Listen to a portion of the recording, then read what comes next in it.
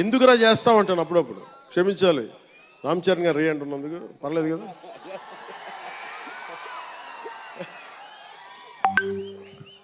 అంటే ఎందుకంటే నాకు బాధ్యత తప్పకుండా ఉండటానికి, నియంత్రించుకోవడానికి, అహంకారం రాకుండా ఉండటానికి ఎప్పుడు చూడండి చెప్పులు లేకుండా ఉంటాడు.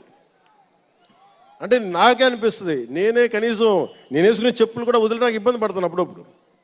అలాంటిది రామ్ చరణ్ చెప్పులు లేకుండా, మామూలు హీరో కాదు, హాలీవుడ్ దాకా వెళ్ళాడు, ఆస్కార్కి వెళ్ళాడు.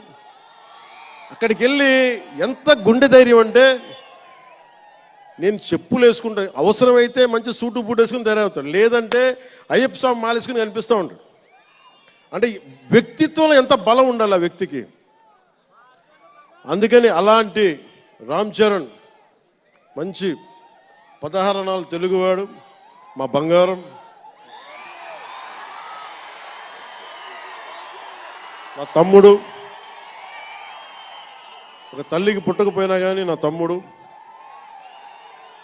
ఎప్పుడు ఎదిగే కొద్దీ ఒదిగుండేవాడు. అతనికి మరింత విజయం కలగాలని, అద్భుత విజయాలు కలగాలని మనస్ఫూర్తిగా ఒక బాబాయ్గా కాదు, ఒక అన్నగా ఆశీర్వదిస్తున్నాను. I love you Ram Charan, I love you all.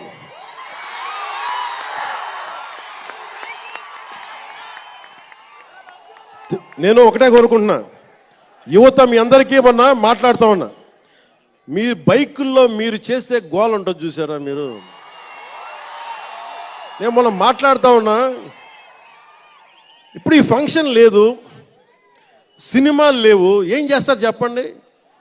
ఉద్యోగాలు ఉపాధి కూడా కానీ టైం పడుద్ది. కనీసం సినిమాకి వెళ్ళి చొక్కా దించుకొని అరవకపోతే, బైకులు తీసుకొని అవి సైలెన్సర్ దాన్ని ఆ యాక్సిలేటర్ పెంచకపోతే ఎనర్జీ ఎటు వెళ్తుంది.